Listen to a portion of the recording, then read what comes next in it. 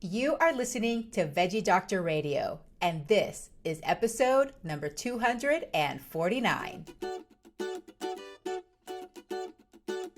Welcome to Veggie Doctor Radio. I am your host, Dr. Yami, board-certified pediatrician, certified lifestyle medicine physician, certified health and wellness coach, author, speaker, mother, wife, and human being. I passionately believe in the power of diet, habits, and mindset in sparking and sustaining well-being and joy in our lives. This podcast combines expert interviews and thoughtful monologues to explore plant-based nutrition, lifestyle medicine, parenting, mindset, and other exciting and fun topics.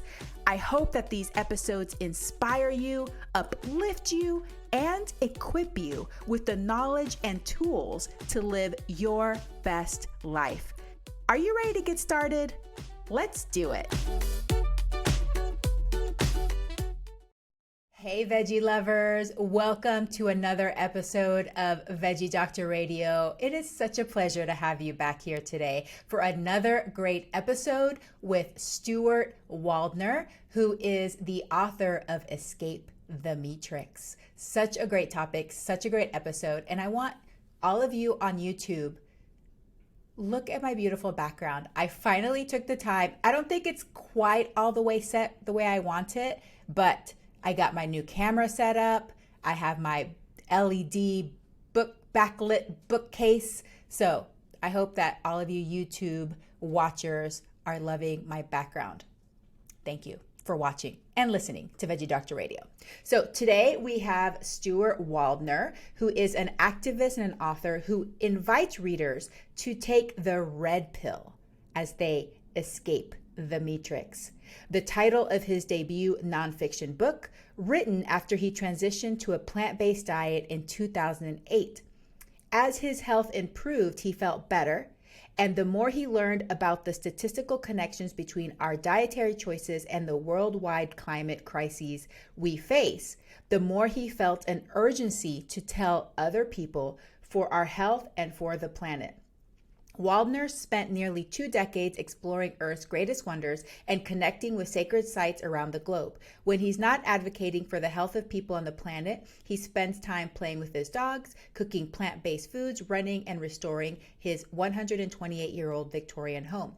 For more on Stuart Waldner, visit stuartwaldner.com. So this episode is really great. We talk about his journey into veganism, which started in the 1980s in Kentucky, believe it or not. So I told him he gets bonus points for being plant-based in 1980s and in Kentucky. So he talks about his journey, and of course there's ups and downs, just to like anybody's journey.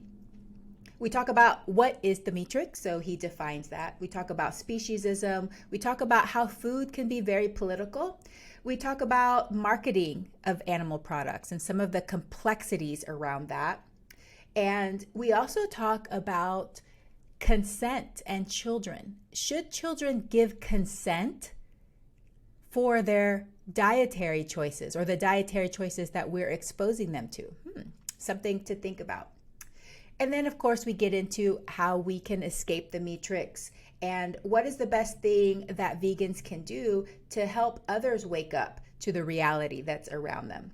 This is a really good episode. I really hope that if you're interested in this topic, that you pick up his book. It's really well written, it's very well referenced, and it covers lots of different topics around animals, eating animals, the system that we're in, and all of that. So, veggie lovers, thank you so much for being here. Thank you so much for coming back week after week to hear every episode of Veggie Doctor Radio. And for my new listeners, welcome. I am so pleased to have you here. I really appreciate you, and I'm very grateful for each and every one of you. Keep listening and keep sharing. We appreciate it so much. And now let's welcome Stuart Waldner.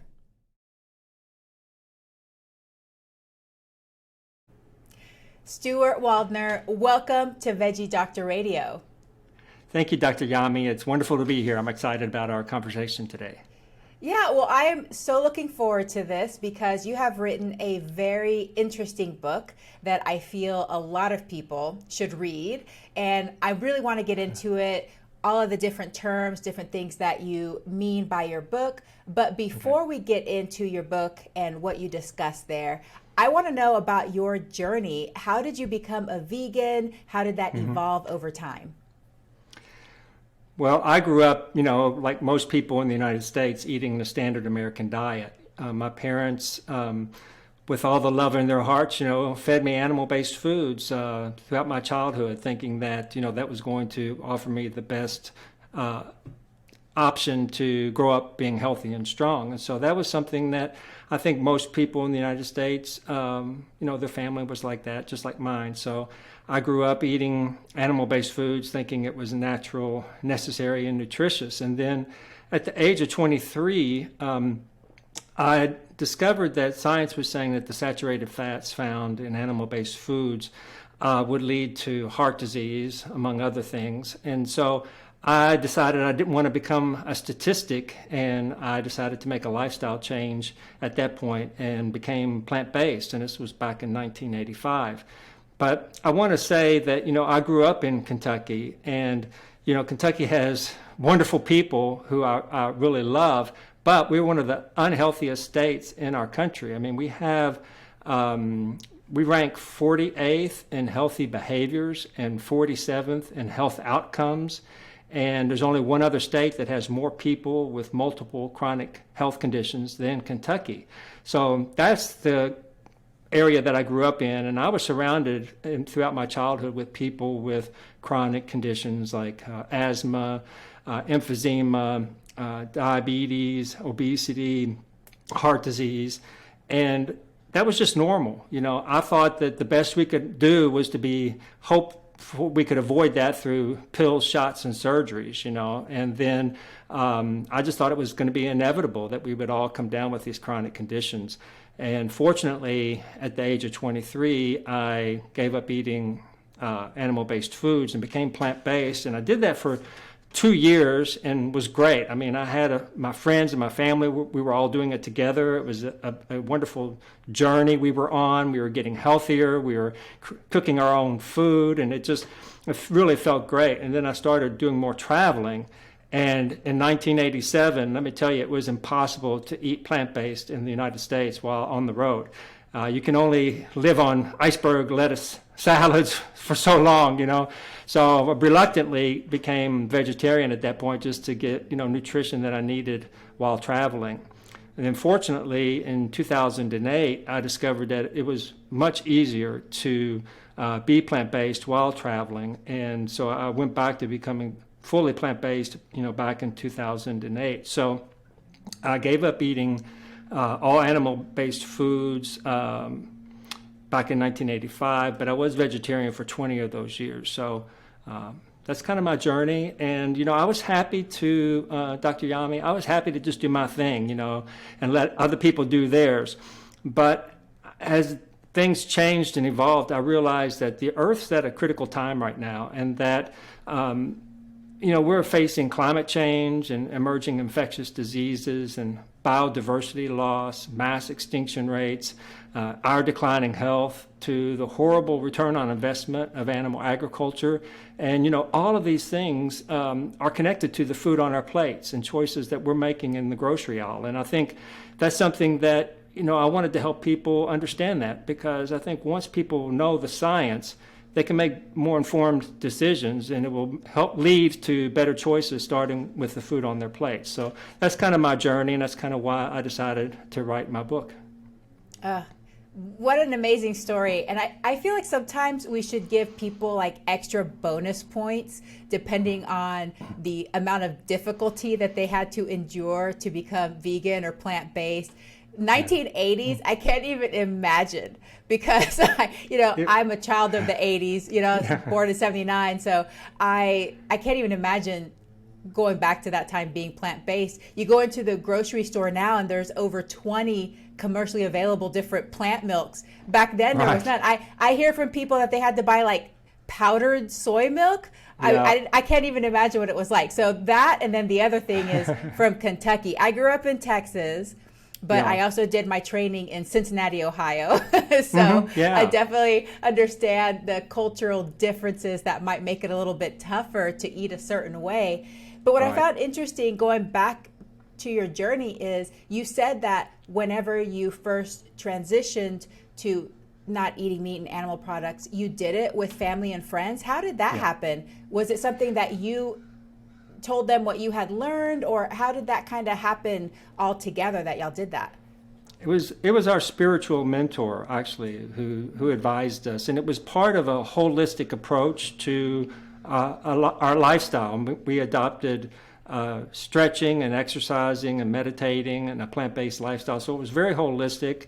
And it was something that we chose to do for spiritual reasons. And it was a great experience. And like I said, I would have continued it had I been able to maintain it in a healthy way while traveling. But like you said, it was a vegan wasteland back in the 80s. I mean, there was one brand of soy milk available at a health food store, not let alone a typical grocery store. You couldn't find anything vegan, in terms of a non-dairy milk at a conventional grocery store in the 80s. You had to seek out, health food grocery stores, and they were small. But I think there was only one brand of soy milk that was by a company called Eden Soy, and it wasn't really that great. But we got used to it, and there was of course like one brand of tofu. So it is so much easier today, and the transition can be made so much easier with such less effort today than even just 5 years ago. There's so many more products available now. It's never been easier or tastier to become plant-based. I agree 100%. I actually live in a smaller town, and I have so much choice. I think sometimes I might have a little too much choice. We have the option now of going to the grocery store on dates just to check out all the new products. That's like a fun Friday night event for me and my husband. And like, ooh, look at this new vegan chocolate, these new vegan cheese puffs. It's very exciting. It's like way too many products. All right, well, go ahead. Yeah, I agree. I mean, it's exciting just to see the explosion of plant-based foods that are coming to groceries today. So it's never been easier to make the transition. In my book, I advocate for a whole foods, plant-based lifestyle. And so many of the vegan foods that are coming to groceries now are somewhat processed. So they are healthier than the animal-based foods that are out there, but certainly not as healthy, I don't think, as eating, whole fruits, whole vegetables, grains, legumes, nuts, and seeds. So, there's a lot of different reasons for becoming plant-based, and I try to talk about all of them in my book. But in order to reap the benefits, the health benefits of it, we need to eat a whole foods, plant-based lifestyle. Because, let's face it, corn chips and Oreo cookies are vegan, so you can eat a lot of vegan junk food and you won't reap the benefits for your health. Yeah, it's a good point. Absolutely, I talk about that a lot on my podcast. But let's get into the topic of your book. So first of all, what is the Meatrix? Well, I was doing a lot of research into nutrition and health, the environment, climate change, animal welfare, and as I was reading all of this, I discovered that it was all interconnected to the food on our plates. That I mentioned this earlier, and I struggled to make sense of it all when there's such amazing scientific evidence that consuming animal-based foods leads to shorter lifespans and chronic conditions and all this environmental degradation and, of course, animal suffering and needless animal suffering and needless human suffering. I struggled to make sense of it, and then I realized, why are we doing this to ourselves and to the planet? And that's when I came to the realization that, this is something that we're taught to do. My parents taught me to eat animal-based foods with all the love in their hearts. They thought I needed that to be, grow up healthy and strong. And so they taught me to do that because that's what they were taught by their parents. And of course, our society reinforces that, every chance it can get, that we need these products. That we're taught that we need animal protein for protein, and we need, dairy for calcium to have strong bones. But, these are nutrients, and the Meatrix does not have a monopoly on these nutrients. They can be found in a wide variety of plant-based foods. So that's when I realized, that we're living in a world that I call the Meatrix. So I'm using the world in the Matrix movies as a metaphor for the world that we're living in. So in the Matrix movies, artificial intelligence has taken over the planet and is using humans as an energy source. Artificial intelligence was farming humans in the Matrix movies. And when I first saw that scene where Neo frees himself from the pod, and there's those thousands and thousands and thousands of other pods with humans in them, when I saw that, I thought factory farming. And so I realized that, we're doing the same thing on this planet. Humans have taken over this planet. There's now over 8 billion people on the planet, and we're using farmed animals as our energy source. And so that's why I say we're living inside the Meatrix. And we've been taught that eating animal-based foods is natural, necessary, and nutritious. But the science that I share in my book says it's none of those things. Yeah. I just got such hard chills. I remember watching The Matrix for the first time in college, and that movie blew me away. I had to watch it twice the same day at the movie theater. Wow. And, it just and I know in the book you talk about how you're not sure whether the makers of the film intended there to be an analogy to factory farming, and maybe this is a step towards veganism. But if you look through the movie and you watch it carefully, there's a lot of references to eating less meat. And you think about what they eat, like when they're in the free world. But then you also think about that one character that didn't want to leave the Matrix, and he was being fed this huge steak at this restaurant, and he loved the flavor of that. He didn't want to go to, he's like, why would I go to the real world where everything is going to taste like slop, and, I'm not going to have this delicious steak. So being trapped inside this world that we think is the reality, but we don't know the reality. So what really is the reality in the Meatrix? What's happening in our world, and especially here in the United States, that a lot of people don't realize is happening, or at least turn their head the other way? Mm-hmm. Yeah, I think that an example is, how our government supports the meat and dairy industry. So I think it would come as no surprise to most Americans that there's money plays a big influence in our politics, and I think most people would realize that, the fossil fuel industry contributes greatly to political campaigns and lobbies Congress hard for basically to prevent them from passing bills that would regulate their industry. But what I think most people would be very surprised to discover is that the animal agriculture in the United States contributes a lot as well. So between the year 2000 and 2019, agriculture in the United States spent $2.5 billion lobbying Congress. And compared to each company's revenue,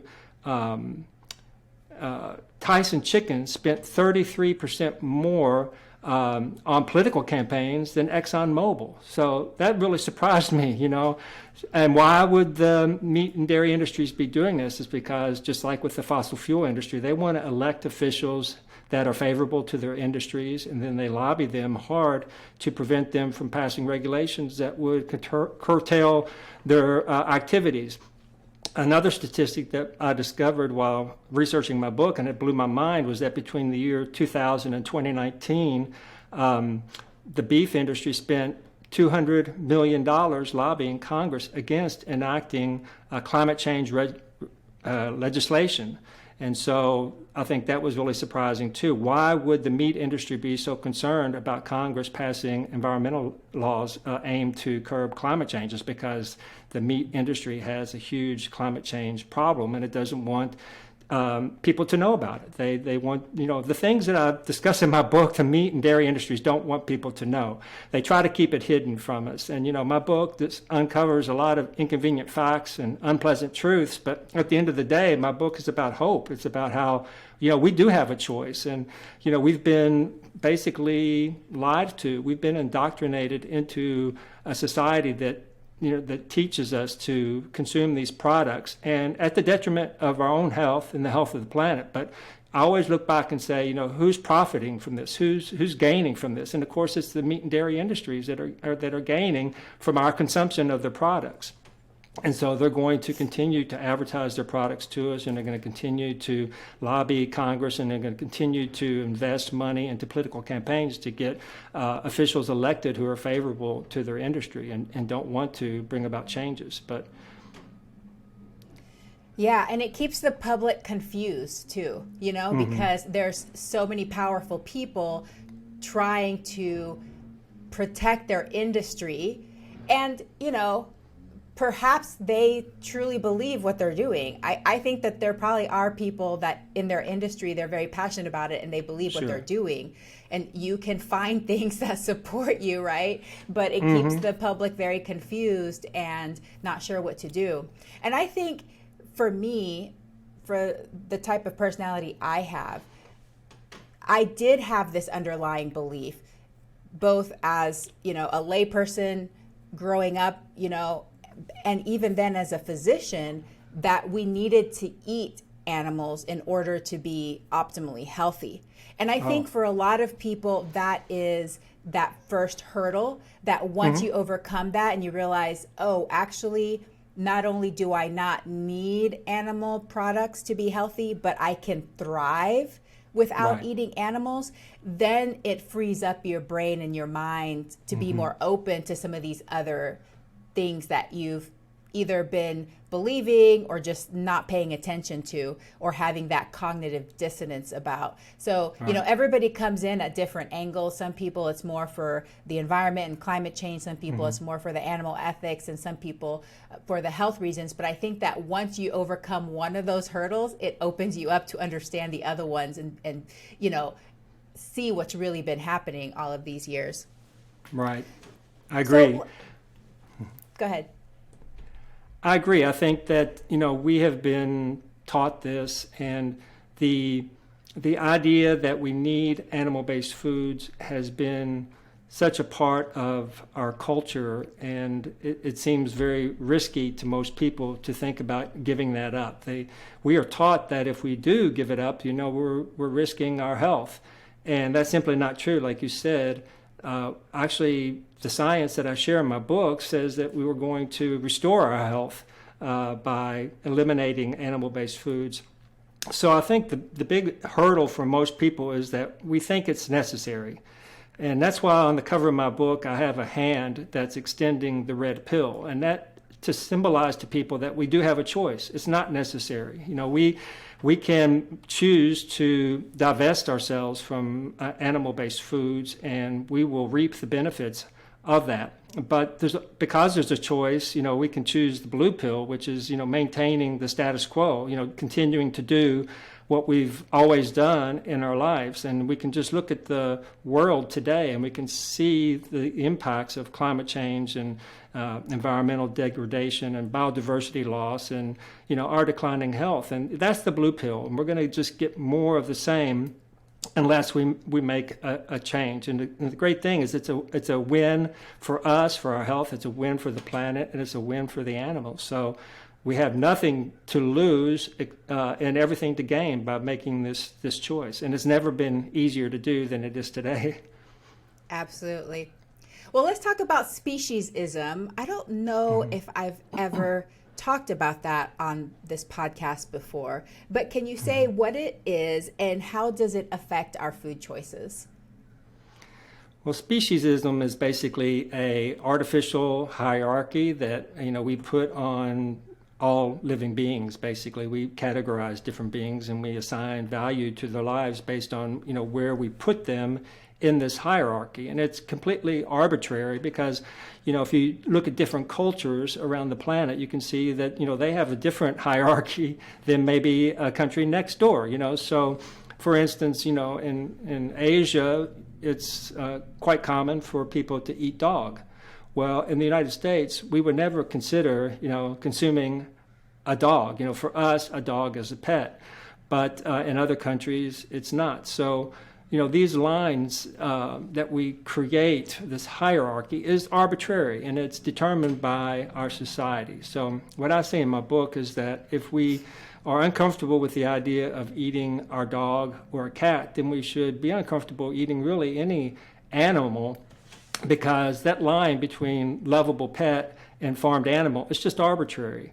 And, because of that line, we're able to ignore the suffering of farmed animals, where we would never be able to ignore the suffering of cats and dogs, or very few of us would be able to. If most people see a dog injured by, maybe hit by a car, they try to help the dog, they try to rescue it. And few people can turn away a hungry kitten meowing at their back door. Most people will try to help that cat. And so, we know that cats and dogs are unique, sentient beings that have personalities, and we know that because we interact with them, and we invite them into our homes, and we have them as pets, and we love them, and they love us in return.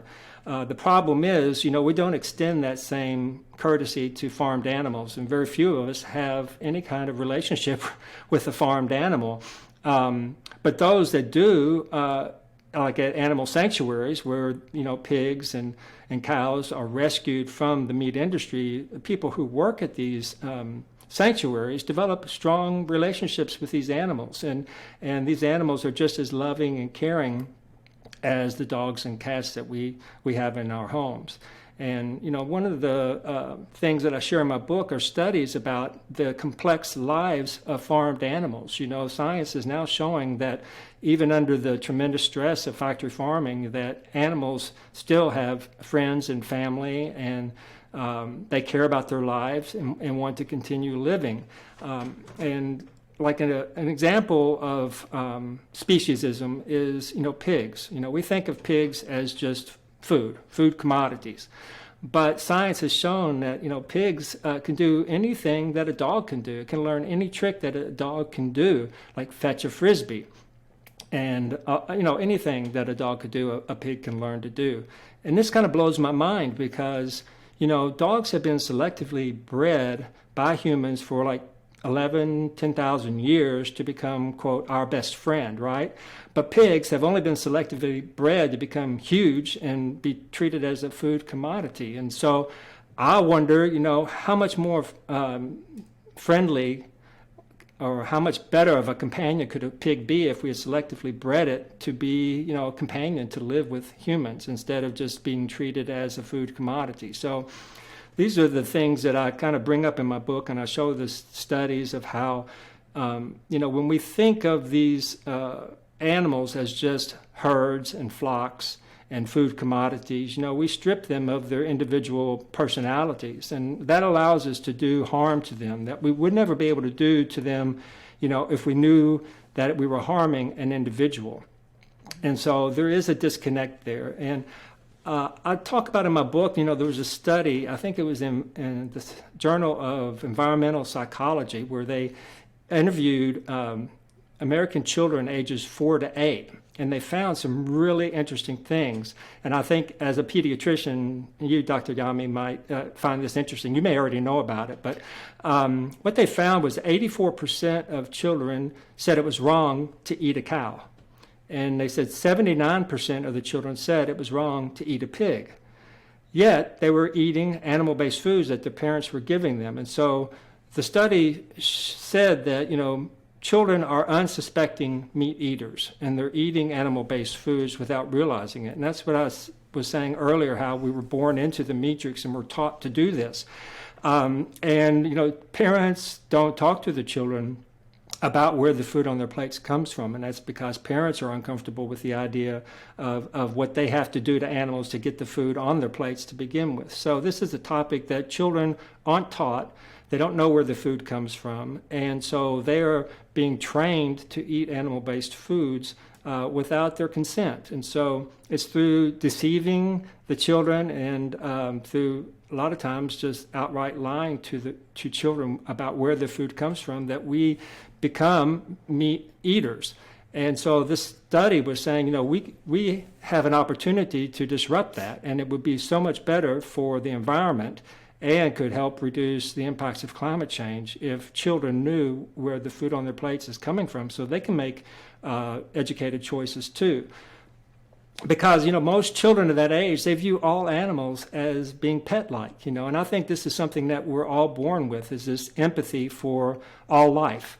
And unfortunately, as we grow up, we lose that ability to empathize with all living creatures. And again, it's a study that I share in my book that says, at the early adolescence is about the time when we have the mental capacity to do the mental acrobatics and gymnastics to create speciesism, where we put animals into these categories, where we say to ourselves it's okay to eat certain animals but not others. And so this is something that we can disrupt, and I'm really glad that there are physicians like you that are advocating for children to adopt, a healthier dietary pattern, because I think it really needs to start at an early age. It's much easier to do it when we're younger than it is when we're older, I think.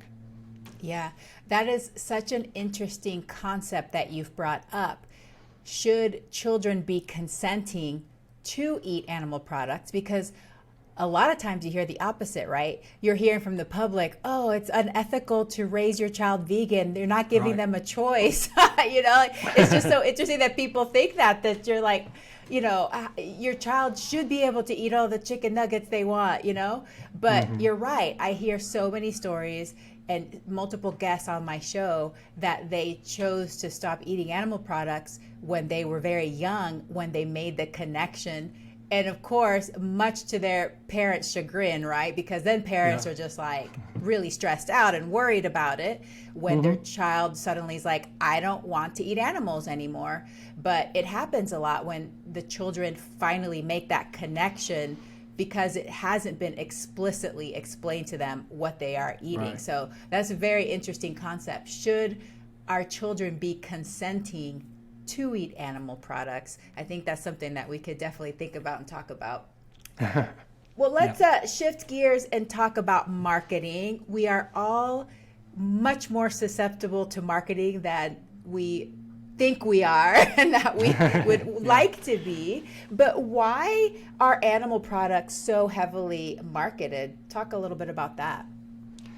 Well, like you said, we know marketing works. So the meat and dairy industries spend a lot of money advertising their products to us because it gets us to buy more and more of the products.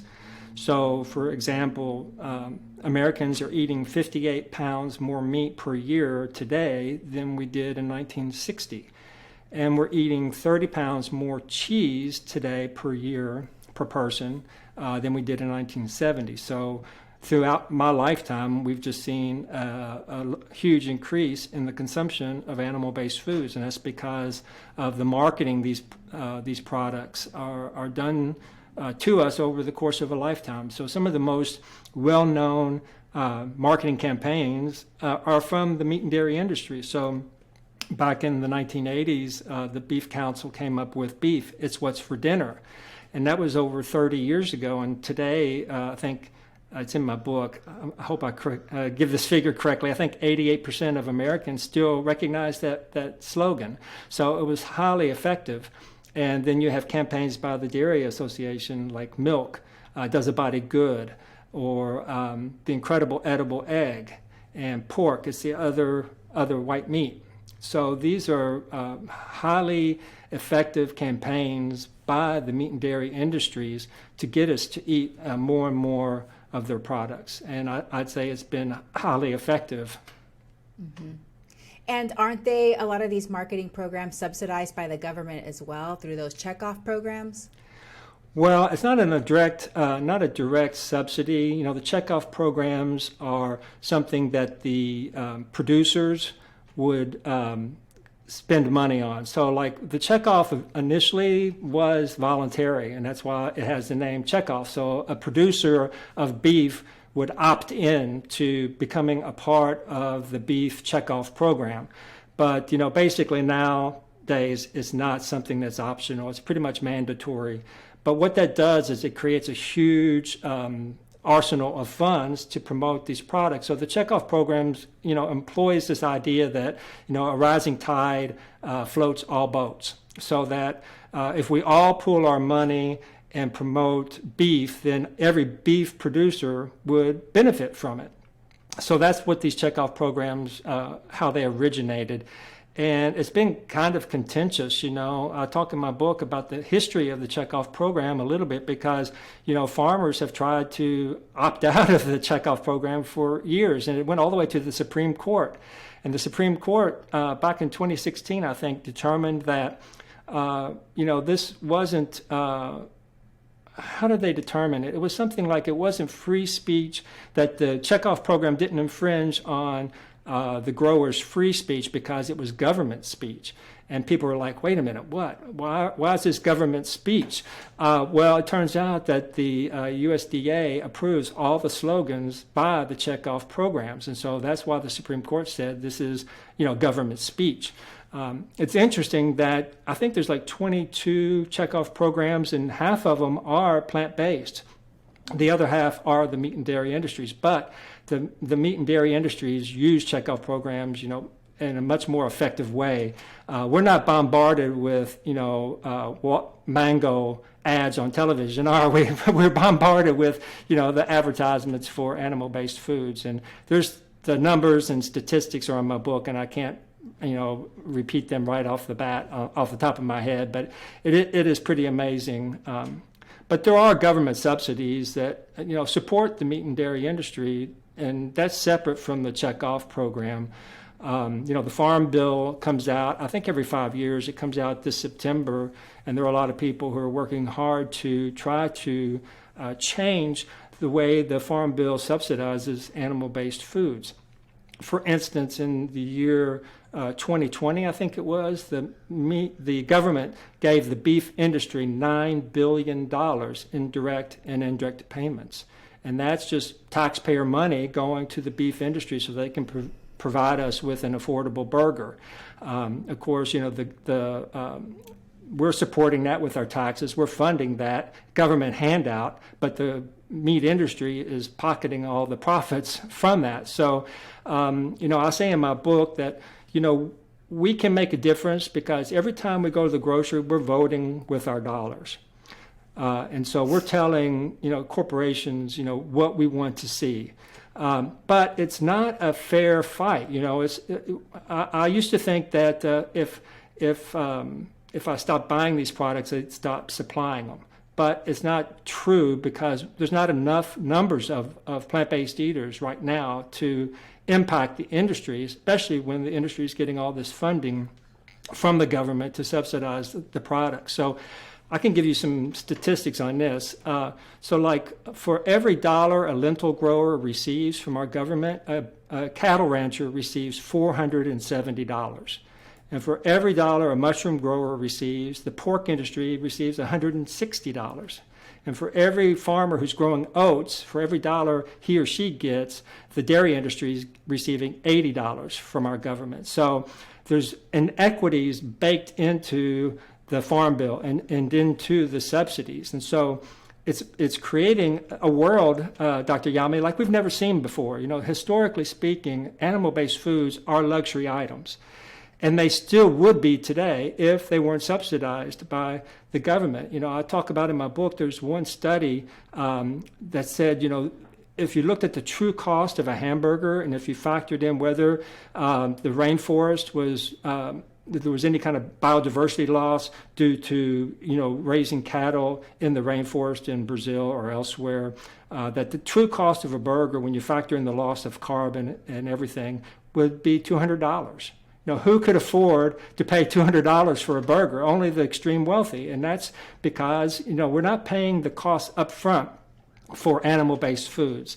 The government subsidizes them. And so I really liked what Business Insider said in an article. It says, a hamburger isn't something bought and paid for, but a symbol of a debt that one day must be repaid. And so everyone who's eating in the Meatrix, we're adding to that debt. And so what I see in my book is if you're a parent or a grandparent or want to be someday, you know, you owe it to your children and grandchildren to escape the Meatrix and eat plants, because with every burger that you're eating, you're increasing that debt. And it will be a debt so vast that no one could ever possibly repay it. So I think that that's something most people don't realize. They just think that, you know, it seems benign eating this burger, and people will say, what's my choice? You know, I know it's not good, it's not healthy for me, but it's only affecting me and my health. Well, it's not. It's affecting the entire planet, and it's increasing healthcare costs for everybody. You know, we're spending a tremendous amount of money on healthcare, trying to combat illnesses that a plant-based lifestyle can help us avoid and reverse. Like our number one killer is heart disease, and a plant-based lifestyle has been proven to reverse heart disease, even in late stages. And they have documented results in as little as 3 weeks of a patient's arteries in veins opening up and relaxing, just because, you know, have stopped eating the saturated fats that clog our arteries. So it's really powerful. And so I just want people to connect the dots, and that's what I try to do in my book, is to try to provide the science. And, you know, I'm not into blaming or shaming people about doing this. I want people to follow the science and make informed decisions. And then I think people, once they have the information, they will make decisions that are better for them and better for the planet. That's my hope anyway. Yeah, absolutely. I mean, it's so complex and it's so sobering to think about some of these things, but I feel, you know, you gave some of the statistics with, you know, lentils and oats and, you know, these different types of farmers. I see so many more products coming onto the market. I know that they're becoming more popular. I know that there's going to be a greater demand for some more of these plant-based products, but you're right. Still, the vast majority of people are eating a meat-centric diet. So even though for some of us it feels like an explosion, it's still a very small percentage of people. So that leads me to my next question. For those of us at the very beginning of the journey, how can we escape the Meatrix? And then to follow up on that, for those of us that have been on this path for a while, the veterans, the plant-based veterans, what can we do to wake other people up to the reality of the Meatrix? Those are really great questions. I think what people can do to make this transition easier is, you know, we're taught in this country to build our menu around a piece of animal protein on our plates. And so I think the easiest way to make the transition is to basically buy a plant-based meat alternative and prepare your meal the way you normally would, and just swap out the hamburger with a product by, you know, Impossible Foods or Beyond Meat or something like that. Or if you make a chicken dish, you know, swap out the chicken with a plant-based chicken, and that'll help you make the transition easier. You don't have to learn new recipes or anything. But I think with the ultimate goal would be to move away from the processed plant-based foods as well, and to moving towards whole foods. And there's so many resources now, Dr. Yami, as you're aware, on the internet. There's incredible a number of plant-based cookbooks available. There's tons of recipes available online. And, you know, I think that it's never been easier to access, you know, recipes and ideas on how to do this. And so, and I also think that it's important to have a community. You know, if your family and friends aren't wanting to do this with you, then I think it's really important that you find an online community that can help support you, and so that you feel like you're part of a community and you're part of this growing effort to reduce needless suffering in the world. And it's a very wonderful feeling when you divest yourself from the meat and dairy industries. It's so liberating and so freeing, and it feels so good that you want to tell everybody. And like you were saying, you know, how do we go about getting this information out to other people? And, I decided for myself that writing a book was the best way for me to do it, because I don't really feel that there's time to change the direction that our planet's heading by having one conversation at a time. I love conversing with you, and I hope, thousands and thousands of people will tune in to this podcast and get this information.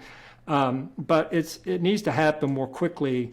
We're at a critical time, and we haven't really talked about the climate change impact of the meat and dairy industries, but that is it's enormous.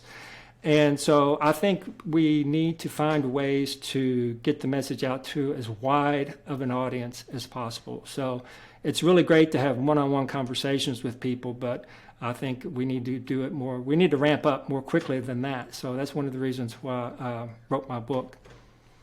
Yeah, I agree. And thank you so much for writing your book. I think the more content we can have out there on various platforms, whether it's written content, video, audio, the better.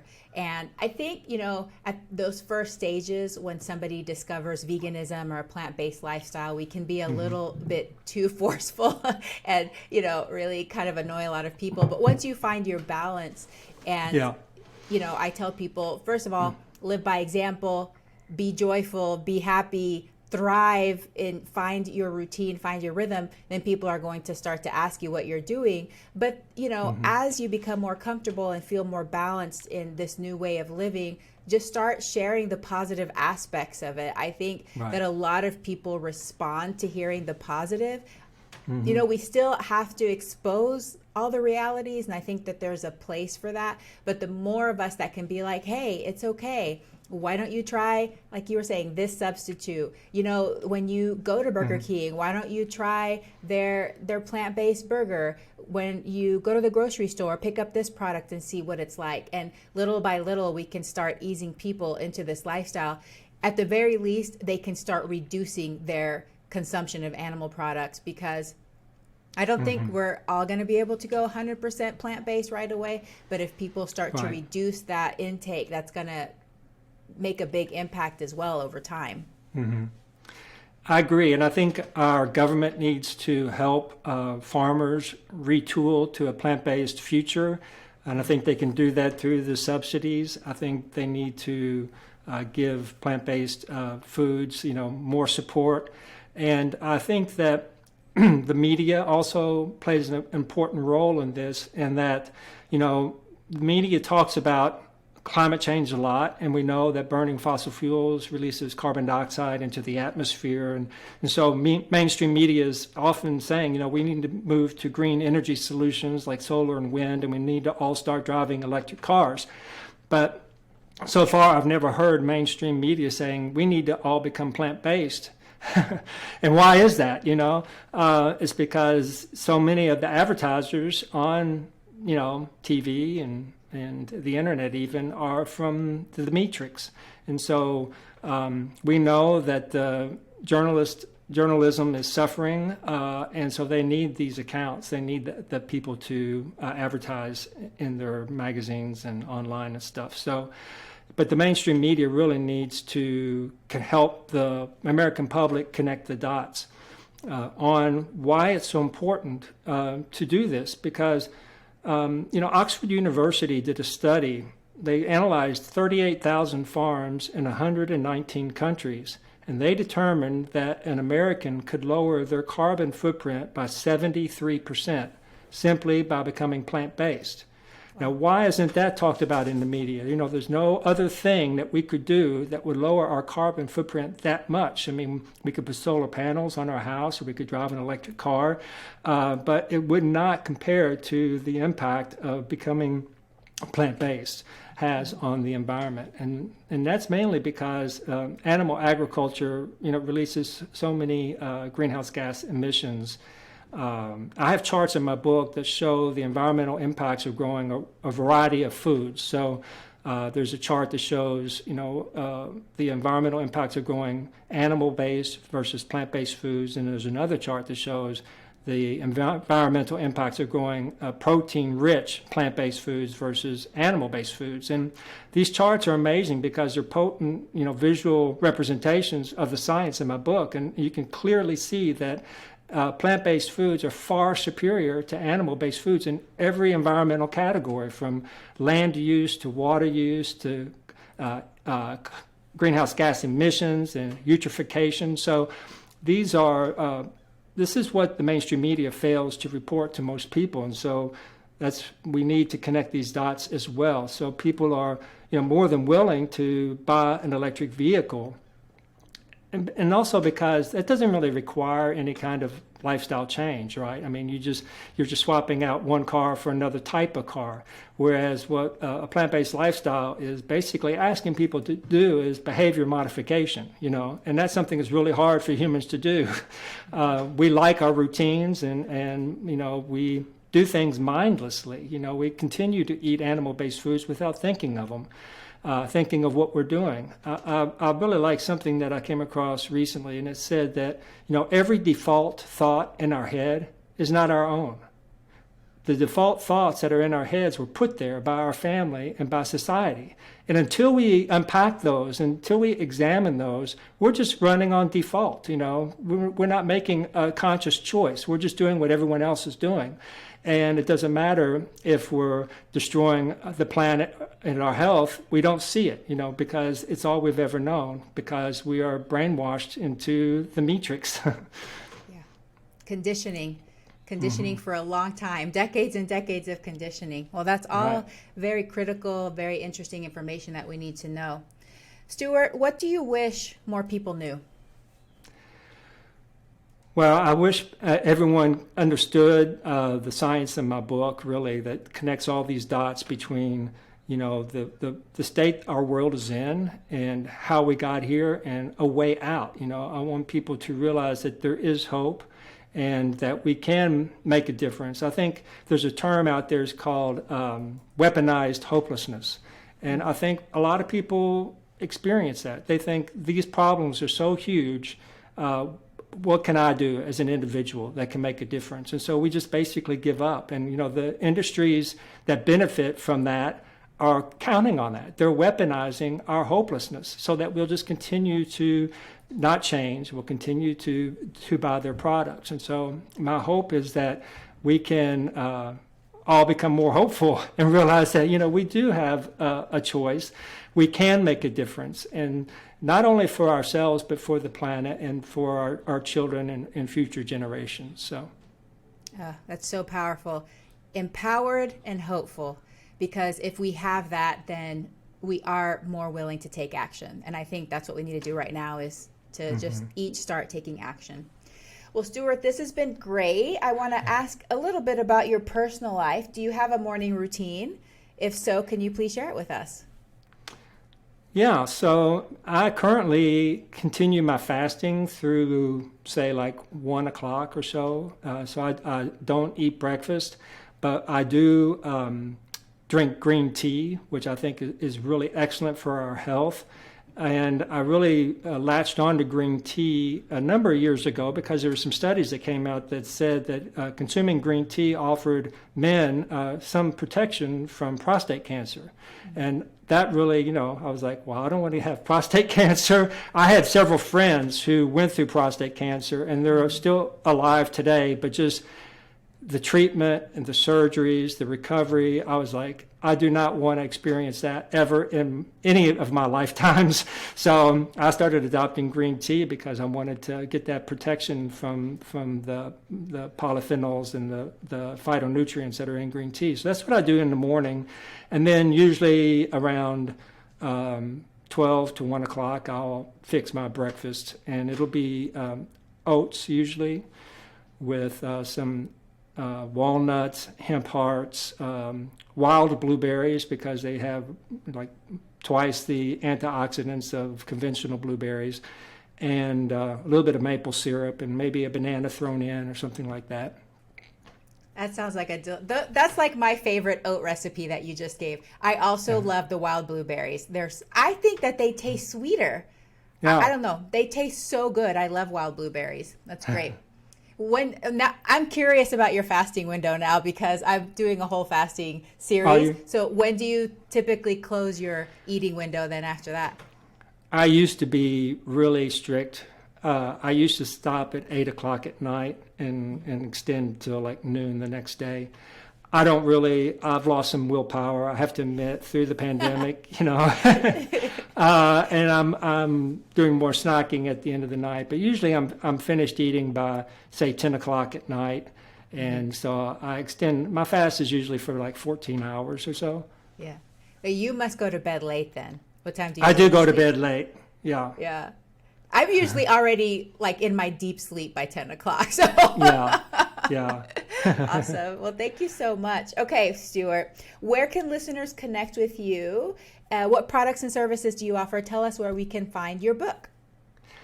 Well, they can find my book on Amazon, and can also be found on Instagram and Facebook, and my website, stuartwaldner.com. And my product and service is basically my book. So I do have some resources on my website, but nothing compares to your website. You have tons of resources, and I'm so blown away by all that you offer on your website. So maybe one day my website can be as robust as yours. Thank you. Well, I have help, and we also, for some reason, just cannot stop thinking of ideas. We're idea machines over here. So, Yeah. well, that's great, Stuart. And I really hope that people do get your book and read it because it's very well written. It's very well researched. You have all of your references at the end, which is very important to a lot of people. So just people knowing that they're looking for the original references, Right. they're there, and you cover all of the different topics that are important whenever we're thinking about reducing our consumption of animal products. Well, this is my last question. Leave us with your number one tip for people that are ready to escape the Meatrix. Where should they start? Wow. I think starting with going to the grocery store and just exploring the aisles, looking for foods that say plant-based, because they're there. And, you may have not noticed them because, we all run into the grocery, pick up the things that we're used to getting and leaving. But if you spend a little time in your grocery, you will find that there's so many more plant-based food items on the shelves than there ever has been before. And so, back in the day, there would be a health food section in the store, and all of the healthy foods, plant-based foods would be in that section. Well, I don't know about where you live, Dr. Yami, but now where I live, it's scattered out throughout the whole store. And so it can easily be overlooked, but I just encourage people to look at the aisles more carefully. And when you're buying milk, just look over to the right. You'll find like 10 different types of plant-based milks, and give one a try. See how it is. The same with there's plant-based chicken, there's plant-based meat, plant-based burgers. And so I think that's a really great way to start, is just kind of opening our eyes and looking to see what's out there and what's available, and just start giving them a try. Yeah, that's great advice. And you're right. And honestly, I find it a little annoying because I liked all my stuff in the same place. And the other day I hardly ever go in person to the grocery store anymore. I usually order my stuff because it's very efficient.